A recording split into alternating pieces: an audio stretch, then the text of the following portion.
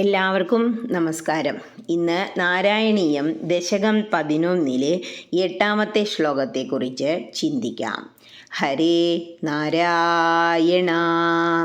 ഹിരണ്യപൂർവ കശിപു കിലൈക പരോ ഹിരണ്യാക്ഷ ഇതി പ്രതീത ഉഭൗ ഭവം നാഥമശേഷലോകം രുഷാനിരുന്ധാം നിജവാസനാന്ധൗ.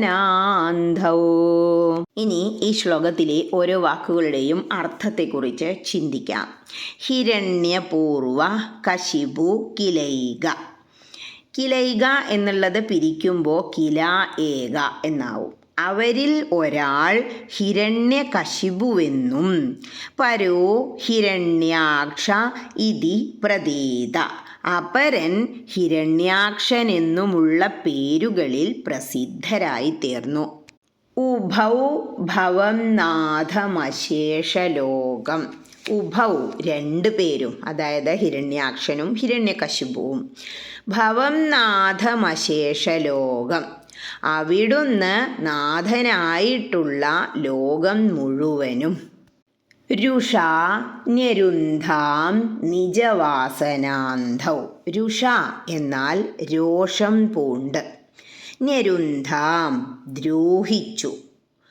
നിജവാസനാന്തൗ തങ്ങളുടെ ജന്മാന്തര വാസനയാൽ. ഇനി ഈ അർത്ഥങ്ങളെല്ലാം മനസ്സിൽ വച്ചുകൊണ്ട് ആ ശ്ലോകം ഒന്നുകൂടി ചൊല്ലി നോക്കണം. എന്താ പറയണേ? അവരിൽ ഒരാൾ ഹിരണ്യകശിപുവെന്നും അപരൻ ഹിരണ്യാക്ഷനെന്നുമുള്ള പേരുകളിൽ പ്രസിദ്ധരായിത്തീർന്നു. അസുരപ്രഭാവത്താൽ മത്തരായിത്തീർന്ന ഇരുവരും അങ്ങ് നാഥനായ ലോകത്തെ രോഷം പൂണ്ട് ഉപദ്രവിക്കാൻ തുടങ്ങി.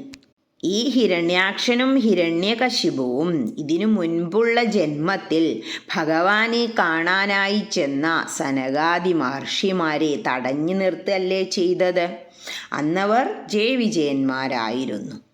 ഭഗവാന്റെ അനുഗ്രഹത്തിന് കാരണമായിട്ടുള്ള ധർമാചരണത്തിന് പ്രതിബന്ധമുണ്ടാക്കി ദ്രോഹിക്കുകയാണ് ഈ ജന്മത്തിൽ അവർ രണ്ടുപേരും ചെയ്തുകൊണ്ടിരുന്നത്.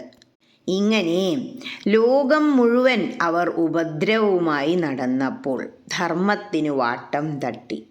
ധർമ്മത്തിന് കോട്ടം തട്ടുന്ന സമയത്ത്, അല്ലെങ്കിൽ അധർമ്മം വർദ്ധിക്കുമ്പോൾ ഭഗവാൻ അവതരിച്ച് ലോകത്തെ രക്ഷിക്കാറുണ്ട്. കാരണം ഈ സർവ്വലോകത്തിനും, അതാണ് ഇവിടെ ഭവം നാഥമശേഷലോകം, അങ്ങ് നാഥനായിട്ടുള്ള ഈ സർവ്വലോകത്തിനും ഓരോ ആപത്തുകൾ വരുമ്പോൾ നാഥനായ ഭഗവാൻ അവതാരമെടുത്ത് ജനങ്ങളെ, ധർമ്മത്തെ രക്ഷിക്കാറുണ്ട്.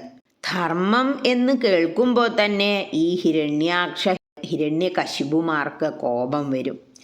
അവർ ആ ഭാഗത്തുള്ളവരെ ഉപദ്രവിക്കാൻ തുടങ്ങും. ഇങ്ങനെ ഹിരണ്യാക്ഷൻ യുദ്ധത്തിന് ഒരു എതിരാളിയെ കിട്ടാൻ വേണ്ടി പാഞ്ഞു നടക്കുകയാണ്. ആ ഭാഗം നാളെ പറയാം. ഹരേ കൃഷ്ണ.